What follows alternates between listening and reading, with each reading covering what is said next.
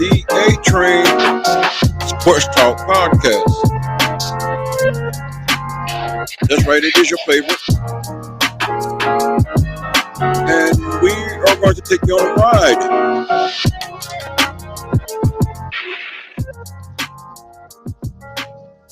It has been quite the year in basketball on the high school level. Some emerging stars that got recognized, some that didn't get recognized, that should have gotten recognized. Uh, but I've had a blast this year from the beginning of the season till the last ball that was bounced in Charles Koch Arena, both the boys and girls 6A state title game, third place games as well too. Getting to meet people, getting to meet parents. Uh, I mean, that's why I do this, what I do, because I enjoy it. I enjoy the interaction. I enjoy the meeting the coaches, meeting the players. Uh, then it blows my mind. Oh, you are who? Oh, yes, I know your granddad. Me and your granddad. That's how you know that I'm definitely getting older. Uh, I just chatted with a parent today. I got to get his daughter her T-shirt. So Mia Hannigan out there in Garden City. Even though you didn't get recognized, I recognize you. That's what this is all about. Just a few weeks ago, and I read you off the GWAL first team, second team, third team honorable mention, and that that became a topic of interest on Facebook because when you looked at that team and who made first team, who made second team, there was a lot of who's on second team that should have made first team. And when you looked at the honorable mention, you was like, how did this school get this many people in honorable mention over this school? And yes, I did name drop on one of my podcasts, and I name dropped not to be derogatory. I name drop because I want to know what would it do, what would it take to improve that program both on the men's side and the women's side. And I'm talking about North High. It's like seem like I mean they've been in the doldrums for some years. It seemed like their pride really took a hit when they were no longer referred to as the North High Redskins, and we knew that old saying I could say that word. People get offended, or well, they just have to get offended. I'm not going to be politically correct, but there used to be a saying: once a Redskin, always a Redskin. I'm a Dallas Cowboy fan, and I got a Washington Redskins ball cap, so that lets you know what I think about people's feelings at times and the cancel culture and the being politically correct. I'm kind of like in the movie Coming to America when they was talking about boxing and they said, "Well, there's Muhammad Ali." He said, "Well, Cassius Clay." And he said, "The boy's mama named him Clay, so I'm gonna call him Clay." But I grew up calling them the Redskins, so if I don't call them the Commanders and I happen to call them the Redskins, that's what I'm used to. I'm not trying to offend nobody, but at the same time, don't censor me. But that's not what this is about. My thing is, I said, it seemed like Northie pride took hit when they went from Northie to the Northie Red Hawks, and you still got some people that's going to hold on, and I don't blame them if that's what you want to hold on to. Can't nobody tell you what not to hold on to. If you want to be referred to as an Northie Redskin, once a Redskin, always a Redskin, kudos to you. I'm not going to tell you that you can't. You know, but the point of emphasis is, when they came out with these honorable mention teams that had like 20, 30 names mentioned, my thinking is it doesn't take 20, 30 names mentioned in honorable mention. And I had some agreement. I'm going to tell you who got the ball rolling in that particular chat. It was Chris Ellis, family member. Uh,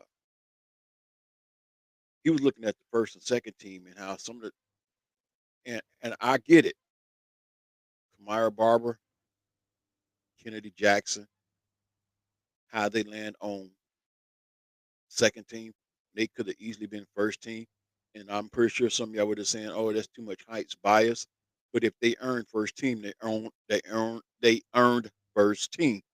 So so much for me ranting about that because that's going to come up again as I will get some more people on my podcast, and they might not be student athletes. It might even be the casual fan or sports writer or something. But what I want to do is I want to send a shout out of thanks to Bella Badar for posting all of this information on her uh, Twitter account. Yeah, I still call it Twitter. I know some of y'all probably offended because I didn't say X. It is what it is. But Bella Badar, and you'll be seeing her this on the summer circuit. Put the plug in right now. In June, I don't have the exact date before me, but you better be there. I'm pretty sure it's going to be at the same venue, Andover, uh, for the I-35 Hoops Showcase. There's going to be a lot of talent out there, and I'm looking forward to seeing a lot of this talent. I'm looking forward to meeting coaches. I'm looking forward to building new relationships and following this game called women's basketball. There's a lot of talent. When I say there's a lot of talent, I didn't realize the magnitude of the talent till I was actually out there. I mean, you will see it was amazing. Like when the Missouri Phenom team and Maddie Vickery showed up for their game, it's like Arab. And here's how crazy it was. I'm watching the team that Michaela Askew and Asia Fox is playing on, and you can find plenty seats to sit in on their side of the court. Well, the court just adjacent to them, it was pretty much standing room only. And I, I'm not trying to make it a knock on anything, but I believe the talent that I was seeing on this court and watching the other court, pale comparison. I mean, mind you, you have Michaela Askew, who the year before dropped 35 on Washburn Rural, which was led by Maddie Vickery, who led them with 24 points. It was a game of the ages, but it's like Maddie commanded that type of attention, while Michaela and Asia and Ali Singletary, I mean, just those three names right there on that one team is enough to draw a crowd. But it was like they were under the radar. But I said that to show you the magnitude of the talent that's going to be out there. Yes, Zoe Franklin Buckner is going to be out there. Uh, I believe Harper Dunn is going to be in town. Ava Jones. I mean, the list just goes on. Let me throw this name out there. Looks like Soraya Graham may be out there. You might see Suana Carter. Uh, tell me who you gonna see. I know you're gonna see Bella Badar out there. Destiny Mays. All I'm gonna say to you, girl, is trust the process. Don't rush the process. But I know if she's out there, she's gonna if she's out there and can't play, I know she's gonna be supporting her team. But let me get on with some of this list because my time is limited. I have to be at work at 5 o'clock. It is 4:06 right now. I have been running my mouth for approximately I don't know how long, and I hope you are thoroughly entertained by what I am saying. But here is the 2025, and this is the Keisha covered girls all class teams. Once again, thanks to Bella Badar for hosting this. Class 6A first team. Can't say that I'm not surprised by this list. Michaela Askew, Derby, 6'2 forward, junior. You'll be seeing her next year. Kansas Gatorade Player of the Year. Also in Max Prep. There's a nice write up on her, and I might go to that after I give you this list right here of first team and second team and third team. Of course, though, Julia Davis, Blue Valley North, forward, 6'2 senior, KU bound. Asia Lee, Olathe North, guard, 5'10 junior, so should be back next year. Eve Long, Olathe South, a 6'3 forward, sophomore. Emma Sells, Olathe West, 5'10 guard, who's a senior. And of course, hands down, coach of the year, and Fritz Blue Valley North. Second team, you're looking at Samaya Ellis, Wichita Heights, 5'7" guard senior. Also, a 6 foot senior guard from Shawnee Mission Northwest, Gabriella Jackson. A six, a 5'11" junior guard from Gardner Edgerton, Landry Schaefer. 6'2" senior, and this young lady has to be commended. She's not going to your typical power school, even though I believe that she could. She has game. Very talented. Something tells me she's also very educated and smart. Going to Harvard University. Hope I got that right. We're talking about Aubrey Shaw, 6'2" center senior. And I personally believe that she could have easily made first team. But hey, I didn't have a vote in this. I'm just giving you the list. I'm pretty sure there's a reason why come she's on second team. But in my book, she's first team. Also on second team.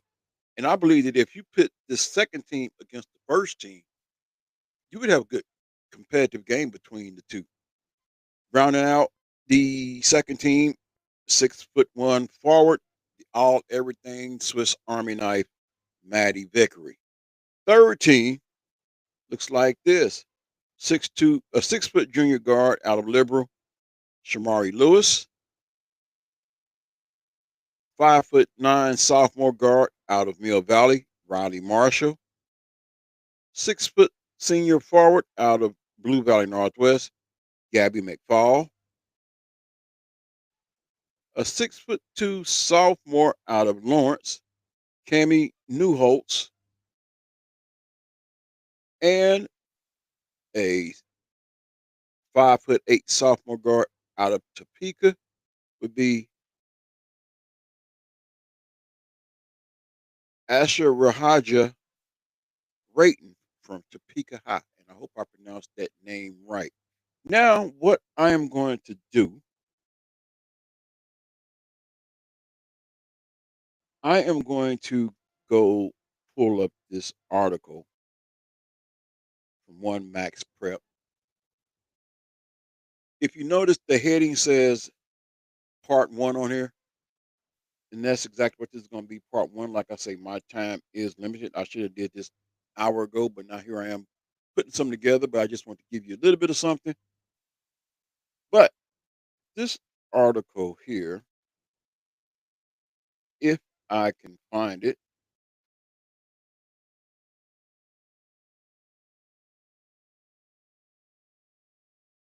there was an article on Jalea Davis,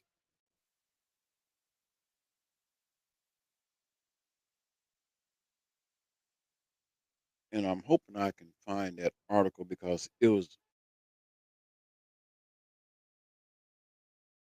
a very interesting article on her.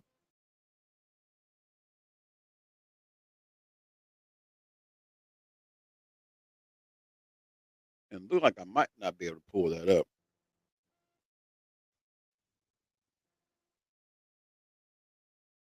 However, what I will do, since I have a little bit of time, not much time, but a little bit, I will go ahead.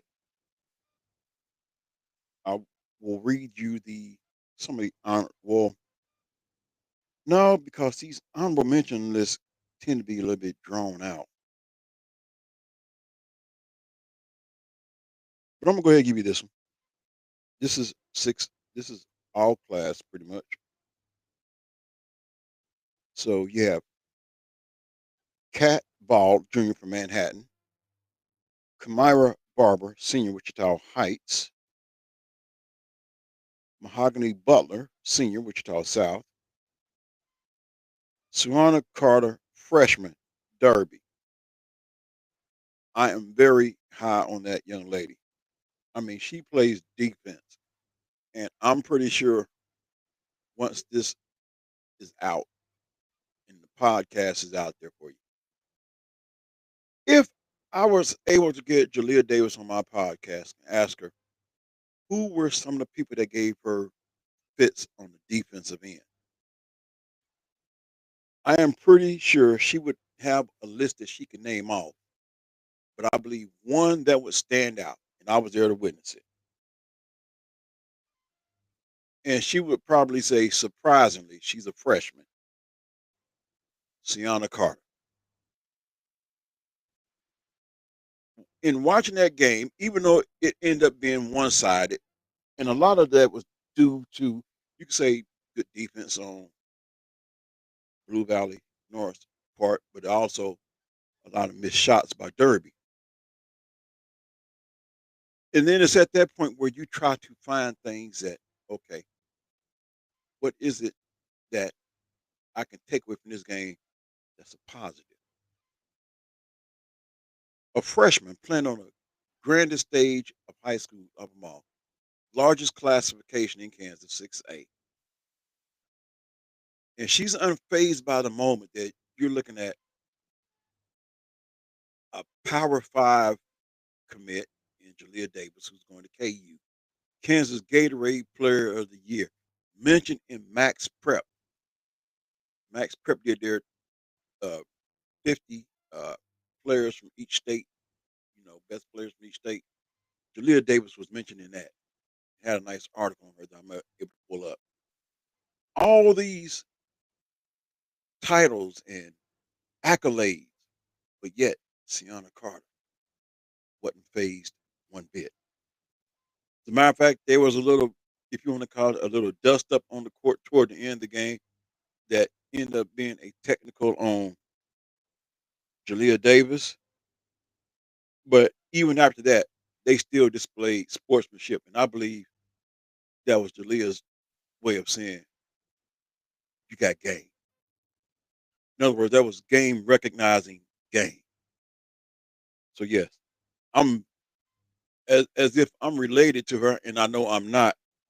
I want to say personally that I am proud of this young lady because listening at the coaching staff talking about her from the beginning of the season to the end of the season, there's been a lot of growth.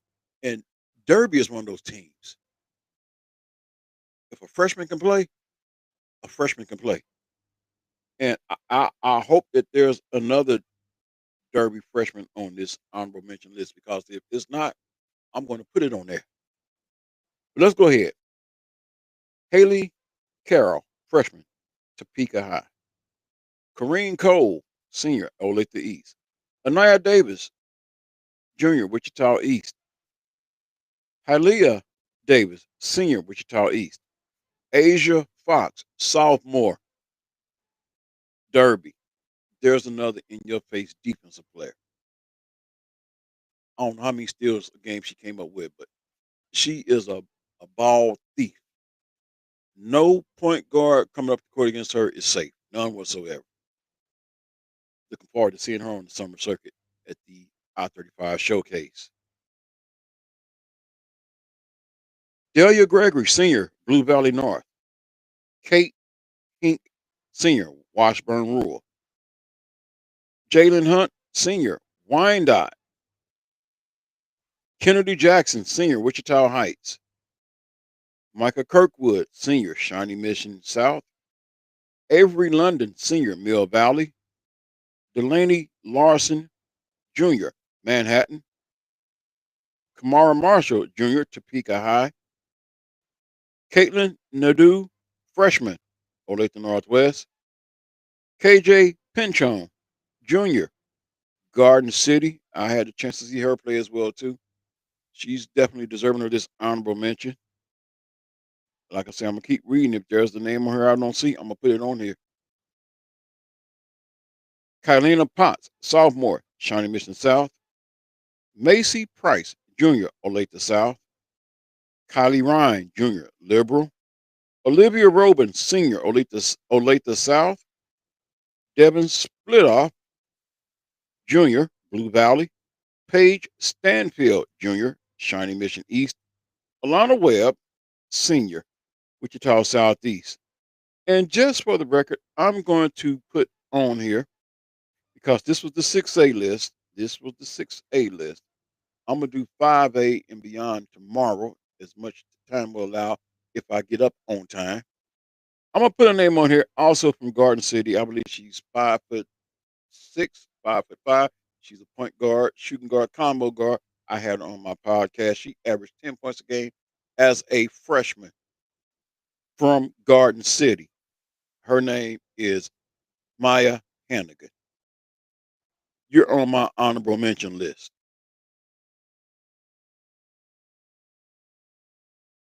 So, with that being said, that's going to conclude today's show. I know it's kind of short, brief, but I hope it gave you plenty of content. When I look back at this, and when I look at that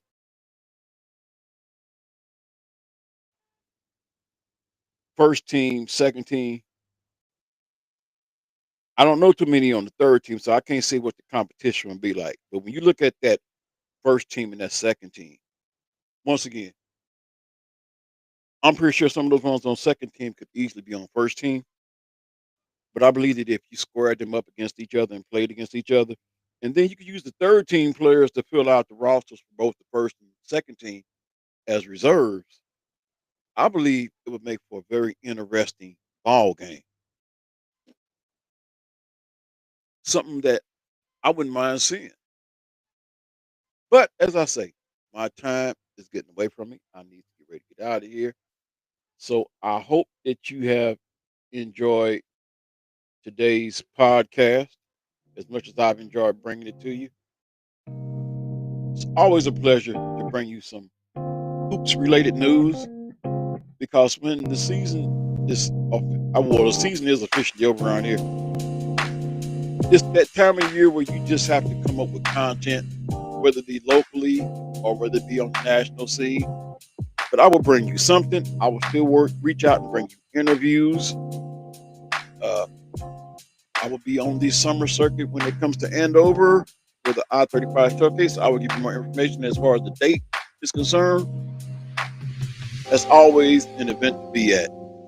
I will also make my rounds to check out some of the boys as well too, because I need to start showing them some love. William, little Will, I hope you enjoyed this, man. Let me know what you think. Until next time, I'm out of here. Be blessed.